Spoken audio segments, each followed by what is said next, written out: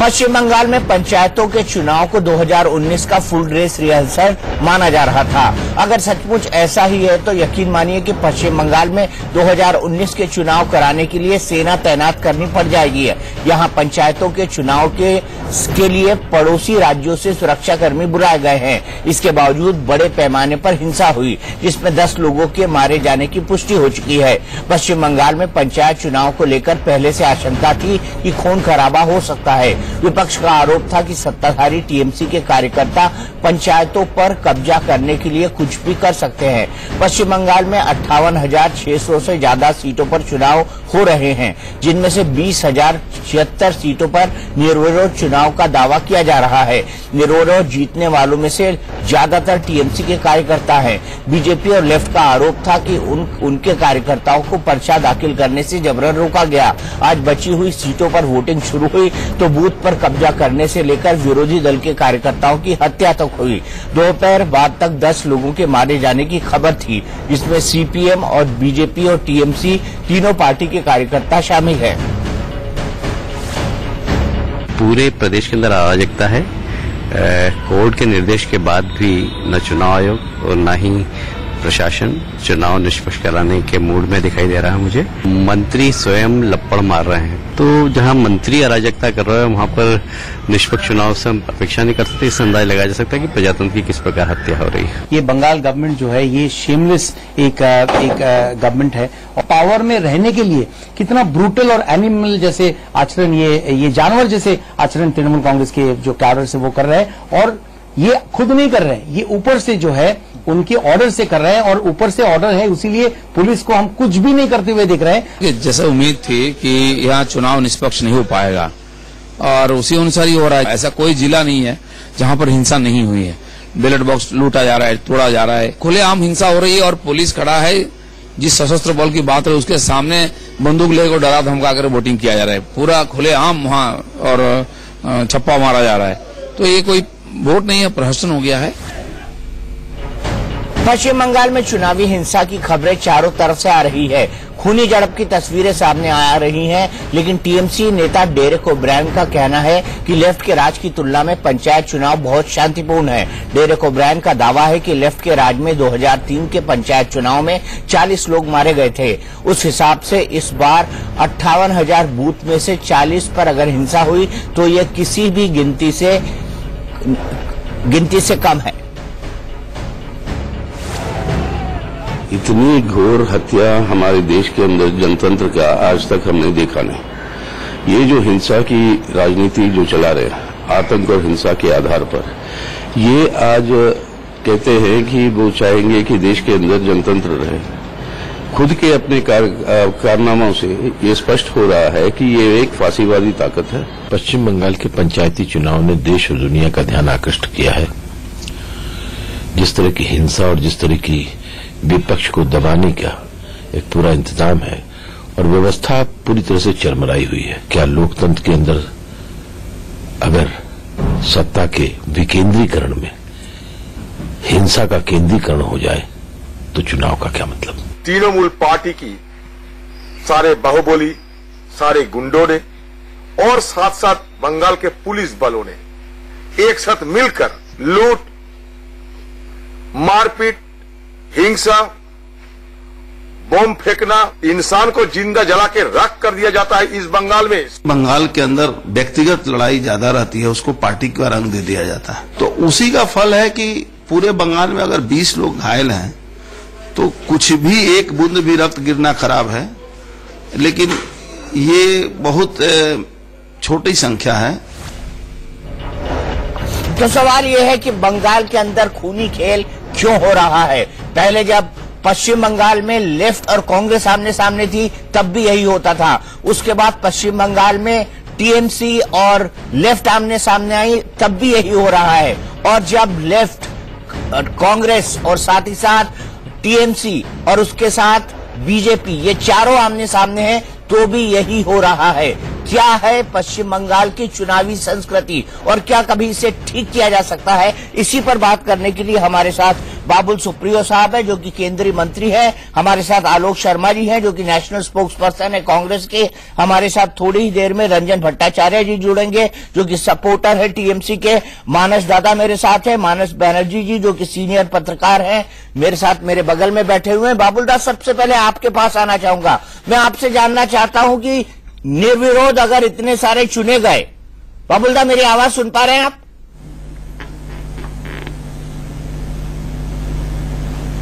बिल्कुल सुन रहा हूं। अगर इतने सारे निर्विरोध चुने गए और उसके बावजूद भी इतनी अशांति हुई, तो अगर ये निर्विरोध न चुने जाते तो कितनी बड़ी अशांति होती?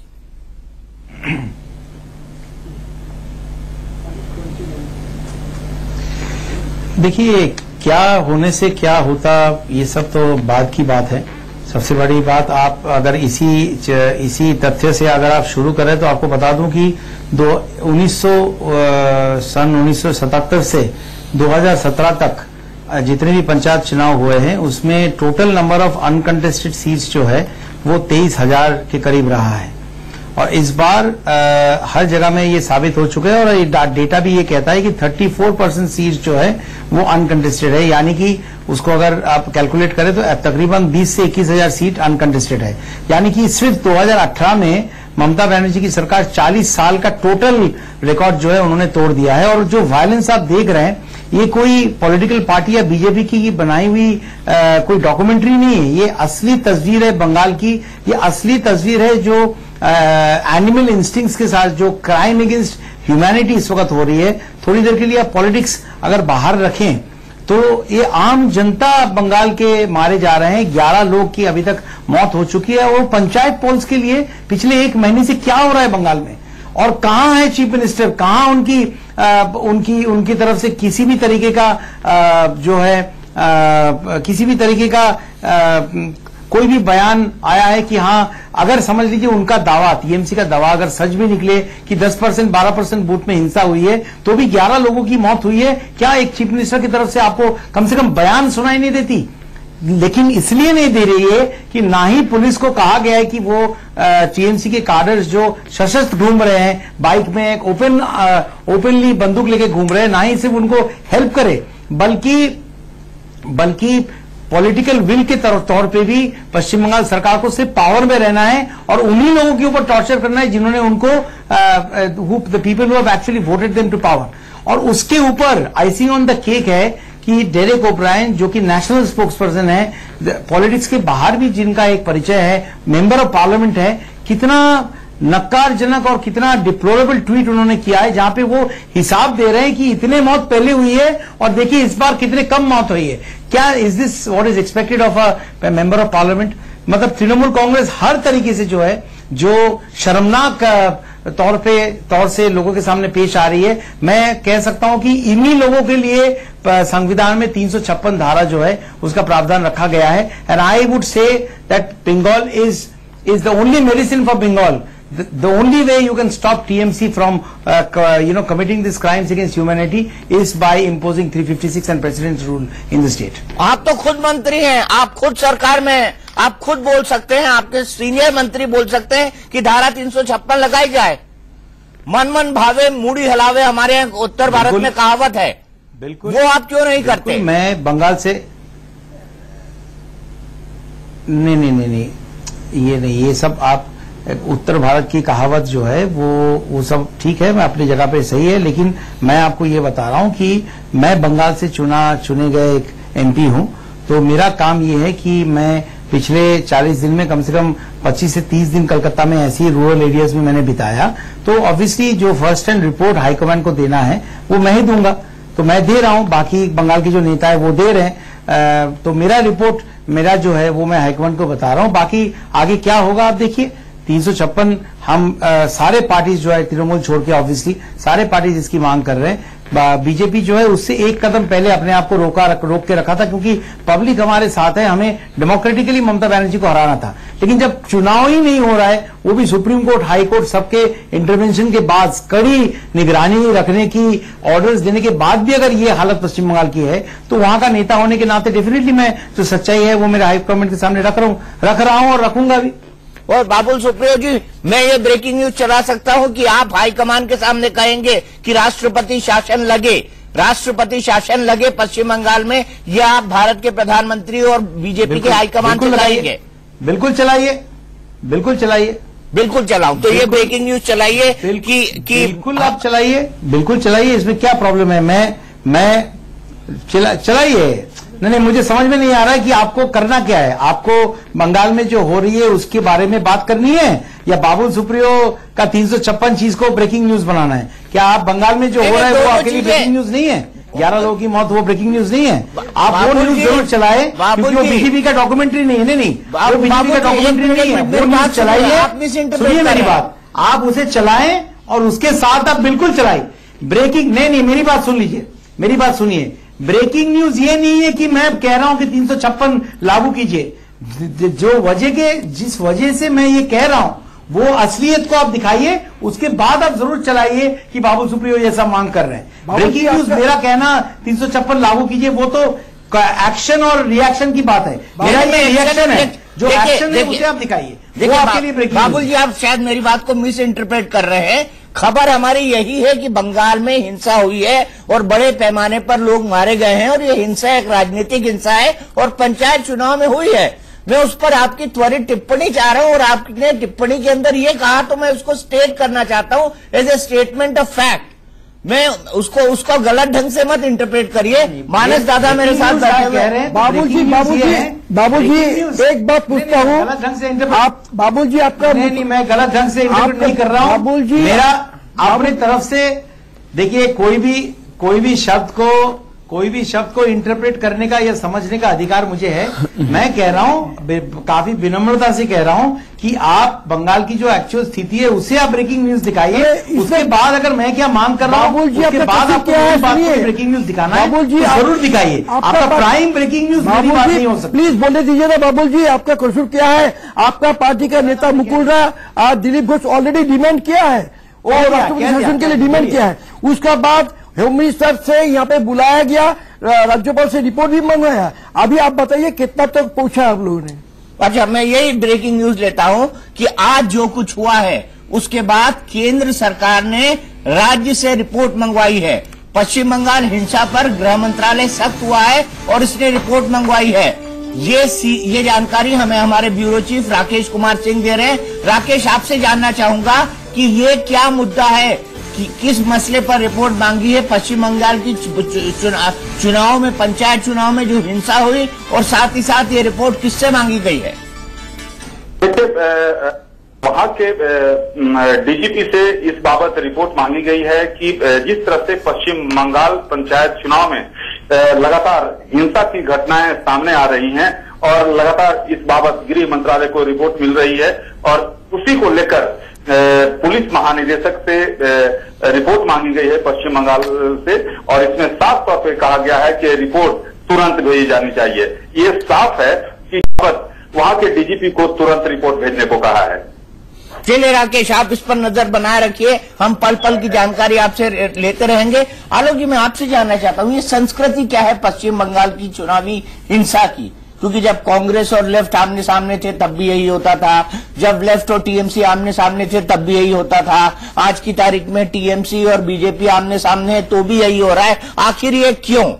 देखिए दीपक जी, जब आपने शुरुआत की तो अभी मैंने एक शब्द लिखा था यहाँ पर अपने कागज पर, चुनावी संस्कृति।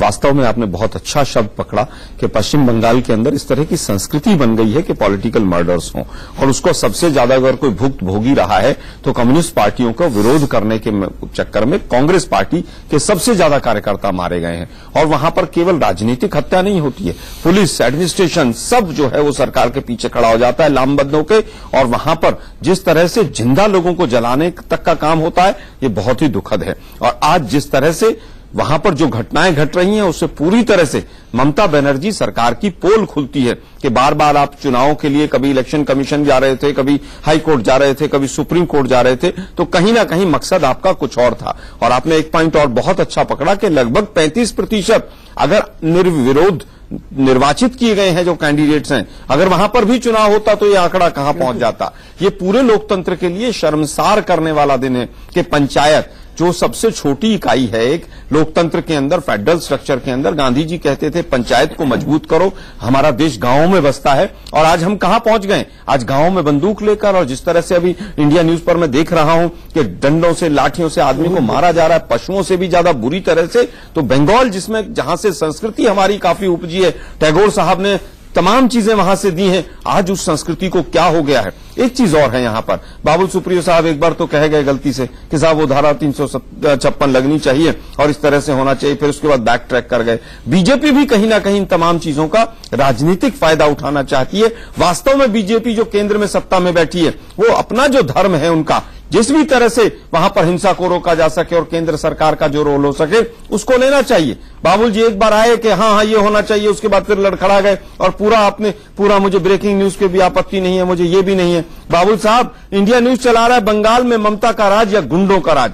आप जो कह रहे हैं सबसे पहले वही चीज है, पंचायत चुनाव में खुलेआम गुंडागर्दी, मेन मुद्दा आज का वही है। लेकिन केंद्र सरकार जो बैठी हुई है उसका जो रोल हो सकता है वो अदा करना चाहिए। हम केंद्र सरकार के साथ हैं, हम शांति के साथ हैं। कांग्रेस पार्टी से जो भी आपको मदद चाहिए, अभी दीपक जी वहां पर मेरे पास एक ट्वीट आया है कि 9 वहां पर पत्रकार भी बहुत बुरी तरह से घायल हुए। अरे भाई, पत्रकारों ने क्या बिगाड़ा था कि आपस की लड़ाई में, और सभी के कार्यकर्ता मारे गए हैं। भाजपा का एक कार्यकर्ता मारा गया है, कांग्रेस के 3 मारे गए हैं, कम्युनिस्टों के भी मारे गए हैं, 2 तृणमूल के भी मारे गए हैं। कूच बिहार में, उत्तर 24 परगना में, मुर्शिदाबाद में, दिनाजपुर में, नदिया में, सब जगह हिंसा फैली हुई है। इसको बहुत सीरियसली लेना चाहिए और खास तौर पर जो राजनीतिक लोग हैं उनको बहुत सीरियसली इसको लेना चाहिए। राजनीतिक लोगों को सीरियसली लेना चाहिए। लेकिन मानस दादा, ऐसा क्यों होता है पश्चिम बंगाल के अंदर कि ट्रेडिशनली जो चालू है वो चालू ही रहा जा रहा है, उस पर कहीं ब्रेक नहीं लग रहा है 21वीं सदी आने के बाद भी? देखिए, पहले सीपीएम करता था, उसके बाद ममता जी ने देखा सीपीएम कैसे कैसे करता, जितना भी सीपीएम का प्रैक्टिस था उन्होंने पकड़ लिया। अभी क्या उनका प्रतिष्ठा का दाव है ममता का। अभी बीजेपी जिस तरह आगे बढ़ रहा, अभी देखिए वहां पे आप जितना भी बोले, सीपीएम बहुत नीचे आ गया, कांग्रेस भी तो खत्म ही हो गया मान लीजिए। लेकिन इस मामले में जितना आदमी था बीजेपी में ज्वाइन करना शुरू कर दिया। ये लेफ्ट का जितना आदमी था वो भी जो पहले मारदंगा करता था वो भी बीजेपी में आ गया, करके अभी बीजेपी का ताकत बढ़ते बढ़ते ममता का प्रतिष्ठा का दाव हो गया। ये किसी तरह इसको क्षमता में लाना पड़ेगा। लेकिन बीजेपी कह रहा है हम 26 सीट ले लेंगे लोकसभा चुनाव में। अभी बीजेपी को रोकने के लिए ममता जी ने, जैसे बोलो पंचायत इलेक्शन ये रिहर्सल है, ये है महाराष्ट्र चल रहा जी, ये रिहर्सल है। पंचायत इलेक्शन में बीजेपी ज्यादा सीट ले लेगा तो इसीलिए उसका इशारा पड़ेगा, उससे प्रभाव पड़ेगा, इन जो असर पड़ेगा इसके 2019 के इलेक्शन में। इसीलिए वो चाहता है कि जितना कम सीट आ जाए। ये तो वोट में कैंडिडेट को खड़ा होने नहीं दिया, ये तो किसी को आने नहीं दिया। वो बोलता इतना आदमी को तो दिया, 56,000 तो दिया, बाकी 30,000 तो दे नहीं पाया। वो क्यों नहीं दे पाया? वो गया वहां से हटा दिया गया, मारा है, वो आने नहीं दिया, किसी को किडनैप करके लेके गया। ये क्या गुंडागर्दी चल ही रहा। लेकिन अभी क्या, ममता बनर्जी का जो है, ममता जी भी राष्ट्रपति से मिला है, यहाँ पे मिली थी, तो कह रहे राष्ट्रपति को देखिए उन लोगों ने सिचुएशन को खराब करने के लग गया। बीजेपी ने सब तमाशा करके वो दंगा फंसा के हमें फंसाने का कोशिश कर रहा। ये करके जो कानून व्यवस्था खराब है, राष्ट्रपति शासन लागू कर दो, ये बहाना करके बीजेपी ने कर रहा है। तो अभी तो दिखा रहा क्या कौन कर रहा है, वो तो पूरा के पूरा दिखाई रहा कौन कर रहा है। ये तो आने नहीं दे रहा किसी को इलेक्शन में, खड़ा ही नहीं होने दे रहा। बाबुल जी, मैं ये जानना चाहता हूं कि टीएमसी अगर हिंसा करती है तो हिंसा का जवाब भारतीय जनता पार्टी भी हिंसा से ही देती है, क्या मैं गलत नहीं हूं?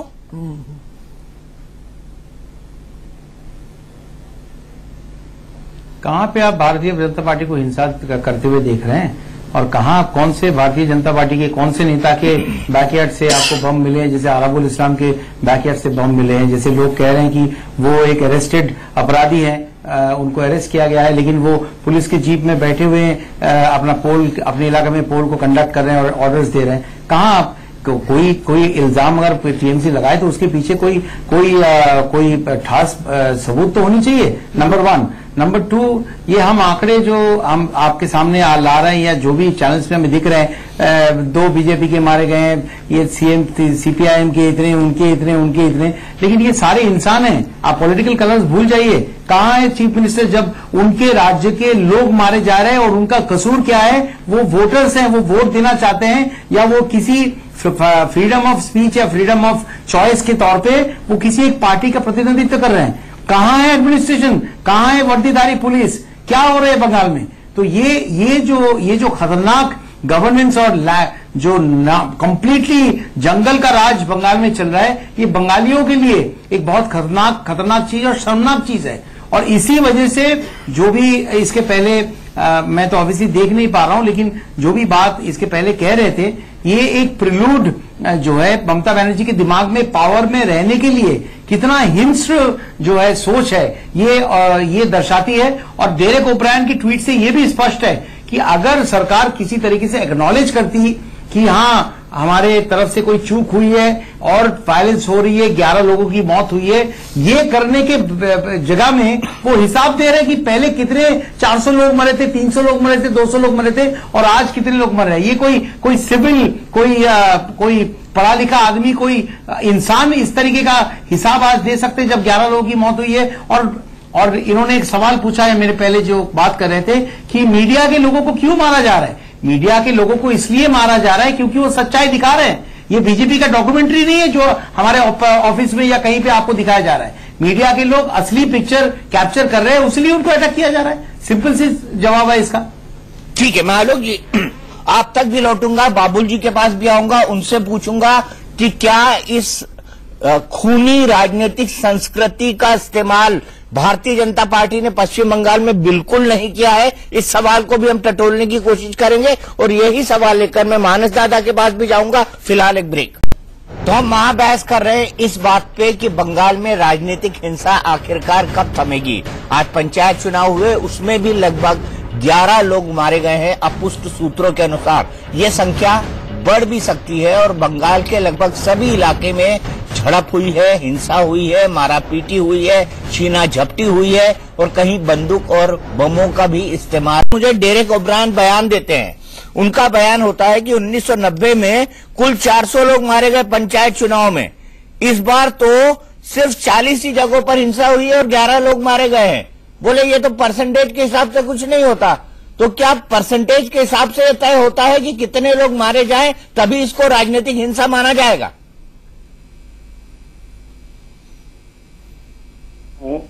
कि कोई चुनाव में कितने संख्या में किस पार्टी की सदस्य या समर्थक मारा जाए, उस हिसाब से उसकी तुलमोल होना चाहिए। क्या कितना बढ़िया चुनाव हो रहा है, क्या कितना खराब चुनाव हो रहा है। चुनाव एक ऐसा प्रोग्राम है जो इलेक्शन कमीशन के अंडर में आता है। और जहां तक पंचायत की चुनाव है बंगाल की आज की डेट में जो हो रहा है, वो आपको पता होना चाहिए कि हाई कोर्ट और सुप्रीम कोर्ट के पास सारे ऑपोजिशन पार्टी पहुंचने के बाद बहुत छानबीन करके 14 तारीख को जो चुनाव आज हो रहा है उसको और पिछाने के लिए और उसके बारे में बहुत बहस हुआ है।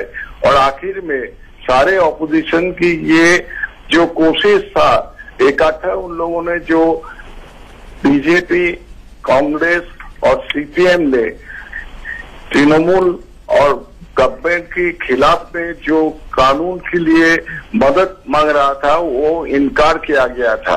क्यों किया गया था? कि ये जो प्रक्रिया होता है चुनाव में, वो चुनाव में ये स्टेट इलेक्शन कमीशन के अंडर में होता है। इलेक्शन स्टेट कमीशन की पूरा देखभाल की अधिकार है और किसी का नहीं है।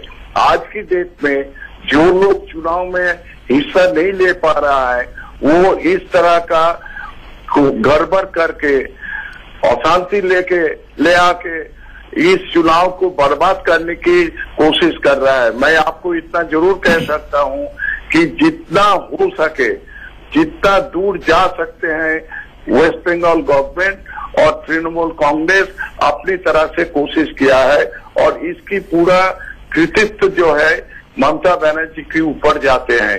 बंगाल में इस बार के चुनाव मेरे ख्याल से, मैं अभी बहरमपुर से आ रहा हूँ, मेरा होम टाउन से आ रहा हूँ, बाई कार आ रहा हूँ, मैं दोनों तरफ देखा है, बहुत पीसफुल शांतिपूर्ण से ये चुनाव हो रहा है। 11 लोगों का मारा जाना शांतिपूर्ण है क्या? आप मुझे बताइए, 11 लोगों का मारा जाना शांतिपूर्ण है?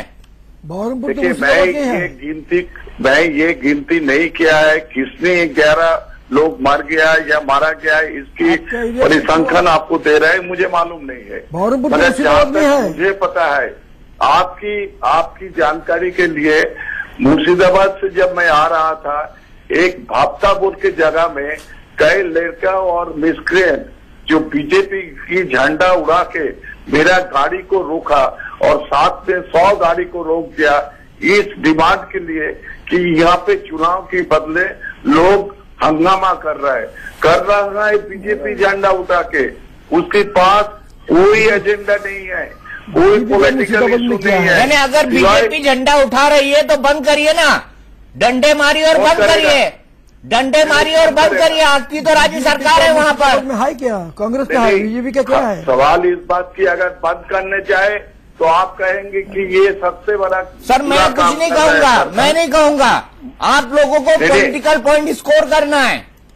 नहीं, कोई पॉलिटिकल पॉइंट स्कोर करने का नहीं है। आपकी जानकारी के लिए, बंगाल में आज की डेट में तृणमूल छोड़ के और कोई पॉलिटिकल ऑर्गेनाइजेशन की कोई एग्जिस्टेंस है ही नहीं। आप करे नहीं, वो क्या करेगा बेचारा? यही करेगा, या तो कोर्ट में जाएगा, या हाई कोर्ट जाएगा, सुप्रीम कोर्ट जाएगा। चुनाव के लिए, डेमोक्रेसी के लिए जनता का कोर्ट में जाना चाहिए, उनको ये पता होना चाहिए। अरे आप जनता के कोर्ट में जाने कहाँ देते हैं साहब? आपने 3 नहीं देता है, 1/3 से ज्यादा तो आपने निर्विरोध चुनवा दिए। 1/3 से ज्यादा तो आपने निर्विरोध चुना दिए। नहीं, आपकी क्या ख्याल मुझे मालूम नहीं है, मगर जो बंगाल में स्थिति है वो हम आपको बता सकते हैं। और बंगाल में बंगाल की ही बात कर रहे हैं रंजन ना जी, बीजेपी ना कांग्रेस का कोई ऑर्गेनाइजेशन है जो हर पोलिंग बूथ पे अपना अपना कैंडिडेट खड़ा कर सकते हैं। आलोक शर्मा जी हमारे साथ है, कांग्रेस के राष्ट्रीय प्रवक्ता है, वो आपसे एक सवाल पूछना चाहते हैं। रंजन जी, आलोक जी पूछिए। रंजन जी, आपने 3-4 शब्दों का इस्तेमाल किया, ये तो हिंसा ही नहीं है। हम तो टीवी पर तमाम चैनलों पर देख रहे हैं, इतनी बुरी हिंसा हो रही है वहां पर, उसके बावजूद आपको किस तरह से लग रहा है कि हिंसा नहीं हो रही है? आपने इलेक्शन कमीशन का, क्योंकि स्टेट इलेक्शन कमीशन कहीं ना कहीं उन्हीं अधिकारियों से रहता है राज्य सरकार के, उनका दुरुपयोग किया है और इसीलिए आपने ईमेल से किसी भी तरह के नॉमिनेशन को रिजेक्ट करवाया ताकि आपके गुंडे वहां पर निर्विरोध चुने जा सकें, और आपने उसका पूरा रास्ता अख्तियार किया। उसके बाद आप हाई कोर्ट से भी हारे, आप सुप्रीम कोर्ट चले गए। आपको इतनी क्या डर था इतना कि आप वहां पर ईमेल से, अगर इंटरनेट से अगर नॉमिनेशन भरे जाते तो क्या आपके कैंडिडेट्स हार जाते? ये डर था आपको। दूसरी चीज, आपने कहा कि बाकी सब लोग मिलकर चुनाव को बर्बाद कर रहे हैं, लोकतंत्र की आप दुहाई दे रहे हैं। आपकी सरकार के पकौड़े तल रही है वहां पर बैठी हुई। आप वहां पर पुलिस क्यों नहीं वहां पर एक्शन लिया टाइमली? अब वहां पर 11 लोग मर गए हैं, अभी तक तमाम मीडिया चैनल्स दिखा रहे हैं, 9-10 पत्रकारों को सीरियस चोट आई है, और आप कहते हैं कि साहब वहां तो बहुत पीसफुल हो रहा है। आप मुझे केवल ये बता दीजिए, डेमोक्रेसी यही है क्या? आपने किसी को भी नॉमिनेशन तक नहीं भरने दिया, पुलिस और प्रशासन का दबाव रहा, कैंडिडेट्स के घर पर रात को एसडीएम और एसएचओ जाकर कहते हैं कि कल खबरदार अगर टीएमसी के आदमी के खिलाफ नॉमिनेशन भरा। तमाम कांग्रेस के कैंडिडेट्स को वहां के प्रशासन ने नॉमिनेशन भरने से रोका। आप किस तरह के लोकतंत्र की बात कर रहे हैं? जो टीवी पर, स्क्रीन पर, इंडिया न्यूज पर चल रहा है, पूरा देश देख रहा है। ये ऐसा तो सोमालिया में भी नहीं होता होगा जैसा वहां पर हो रहा है। आप किस बात की दुहाई दे रहे हैं? आपका कहना खत्म हुआ और बोलने का है? नहीं, मेरा कहना खत्म हुआ, लेकिन मेरे सवालों का जवाब दीजिए आप सीधे सीधे। सरकार आपकी, सवाल का जवाब तो मैं तब दूंगा अगर सवाल सही हो। सवाल पूरा गलत है। नहीं, सवाल सही है गलत है आप नहीं डिसाइड कर सकते, आप जवाब दे सकते हैं। आपका प्रशासन है, आपके अंदर पुलिस है, सब कुछ आपके हाथ में, फिर भी अगर हिंसा हो रही है तो क्या नवाज शरीफ जवाब देंगे? और आपसे सवाल नहीं पूछा जाएगा तो किससे पूछा जाएगा? आप पहले बोला था बीजेपी हंगामा कर रहा है मुर्शिदाबाद में। मुर्शिदाबाद में बीजेपी है कहाँ? वहाँ पे तो आप कांग्रेस है और आपका पार्टी है। मुर्शिदाबाद आप भी बहरमपुर है, तो मुझे बस यार आपका एरिया में हत्या हो गया, आप ही का एरिया में हत्या हुआ। पुलिस की हाथ किसका ऊपर है या पुलिस किसके बातों में चलता है, इस वो बहस में मैं नहीं जाना चाहता हूँ। मैं आपसे सीधा सवाल, असली मूल सवाल ही ये है कि आपने पुलिस का प्रशासन का दुरुपयोग किया है। स्टेट इलेक्शन कमीशन, आप उसमें क्यों नहीं जाना चाहते? स्टेट इलेक्शन कमीशन भी आपके साथ है। कौन दुरुपयोग? आपने कितने पुलिस अधिकारियों पर एक्शन लिया इस हिंसा के लिए, क्या लेंगे आप? मेरा सवाल का भी आप जवाब दीजिए। आपने तो 100 सवाल पूछ लिया है, आप इस एक बात का सवाल का जवाब दीजिए। कांग्रेस लीडरशिप बंगाल में, आप तो केंद्रीय कांग्रेस का मुखपत्र है, आप एक बार स्टेट कांग्रेस पॉलिटिकल पार्टी से पूछिए कि उनका कौन कौन सी डिस्ट्रिक्ट में ऑर्गेनाइजेशन है, कैंडिडेट। देखिए, ऑर्गेनाइजेशन किस पार्टी का है भट्टाचार्य साहब, किस पार्टी का नहीं है, ये सवाल नहीं है। आज आपकी सरकार है। आपको याद होगा पिछला चुनाव हमने और आपने साथ मिलकर लड़ा था। अगर हमारी इंपॉर्टेंस नहीं थी तो क्यों लड़ा था? हमारे 43 एमएलए जीते थे, याद है आपको? 6 मंत्री भी बने थे, लेकिन आपका रवैया देखकर हम दूर हो गए थे। क्या आप केवल और केवल वहां पर हिंसा पर आधारित राजनीति करना चाहते हैं? की जनता का सरकार है। अरे साहब, जनता के बीच में जाने देंगे आप? लोगों को नॉमिनेशन भरने देंगे तभी ना जनता फैसला देगी। अरे भैया, एसएचओ और एसडीएम अगर जाके घर में रात को कहेंगे कि खबरदार अगर नॉमिनेशन भरा तो कहां है लोकतंत्र वहां पर? अगर आप लोगों ने कम्युनिस्टों से भी बुरा हाल कर दिया बंगाल का। वहां आप नॉमिनेशन भरने लायक आदमी हो तब ना आपका पास अगर कोई। अरे मैक्सिमम लोग जो आपके यहाँ पर बैठे हुए वो यहीं से गए हैं। क्या आप नहीं मानते? ममता बनर्जी भी यहीं से गई हुई हैं, क्या वो भी लायक नहीं थी क्या? रंजन भट्टाचार्य जी कुछ भी बोलते चले जा रहे हैं। अरे सरकार है, उत्तर दीजिए। आप सवाल पूछने लायक की जगह में है ही नहीं तो मैं क्या जवाब? प्रजातंत्र में हर राजनीतिक है आप लोगों को सवाल पूछने का अधिकार है। रंजन जी, लोकतंत्र की बात करते हैं, कहते सवाल मत पूछिए हमसे। जब है भाई, बंगाल में क्या हाल है वो पता ही नहीं है। सब पहली सरकार हमारी ही आपके साथ गठबंधन से बनी थी, भूल गए आप? हमारी हैसियत नहीं थी तो काहे को हाथ मिलाया था? कुछ नहीं बोला, मैं कुछ नहीं बोला। भूल तो आप 43 एमएलए आए और आपने जिस तरह का वहां पर तांडव किया, हमने आपसे पीछे हट गए हम लोग। याद है आपको? हम लोकतंत्र में जीना चाहते हैं। मैं सिर्फ इतना जानना चाहता हूँ रंजन जी, मैं सिर्फ इतना जानना चाहता हूँ कि जितने लेफ्ट के गुंडे थे क्या वो टीएमसी के गुंडे नहीं बन गए हैं? जितने लेफ्ट के गुंडे थे क्या वो टीएमसी के गुंडे नहीं बन गए हैं? उनका इस सवाल के जवाब एक सेंटेंस में मैं देना चाहता हूँ। आप मुद्दे की एक बात नहीं कर रहे हैं, ये कोई राजनीतिक नहीं है। हिंसा हो रही है उसमें बात कीजिए। आपकी सरकार है, सरकार क्या कर रही है ये बताइए। मेरे को एक सवाल पूछने दीजिए। जिस कांग्रेस की, कांग्रेस तृणमूल बाद में डिस्कस कर लेंगे। इंडिया न्यूज के स्क्रीन पर तमंचे चल रहे हैं, इसका जिम्मेदार कौन है? अकेला ही बोलते जाओगे क्या? हाँ बिल्कुल बोलूंगा मैं, क्योंकि आप मुद्दे को डिरेल करना चाहते हैं। नहीं बोलेंगे। आपकी सरकार है, आप क्यों नहीं उत्तर दे रहे? आप बताइए कितने पुलिस अधिकारियों के खिलाफ आप एक्शन लेंगे? आप मेरा बात सुनिए तब ना। रंजन जी, आप इस मुद्दे को डिरेल करना चाहते हैं। ये मुद्दा ऐसे खत्म नहीं होगा। ये मुद्दा तब तक जीवित रहेगा जब तक पश्चिम बंगाल के अंदर राजनीतिक हिंसा की संस्कृति खत्म नहीं हो जाती। और उस संस्कृति को खत्म होने के लिए सभी राजनीतिक दलों को मन से प्रयास करना होगा। आज जो कुछ हुआ पश्चिम बंगाल में, जिस तरह की हिंसा हुई, उसकी हम कड़ी भर्त्सना करते हैं। आज की महाबहस में इतना ही, लेकिन हम आपको बता दें कल सुबह 7 बजे से हमारी खास पेशकश जारी रहेगी। कर्नाटका के चुनाव पर हम बताएंगे आपको कर्नाटका चुनाव के पल पल के नतीजे।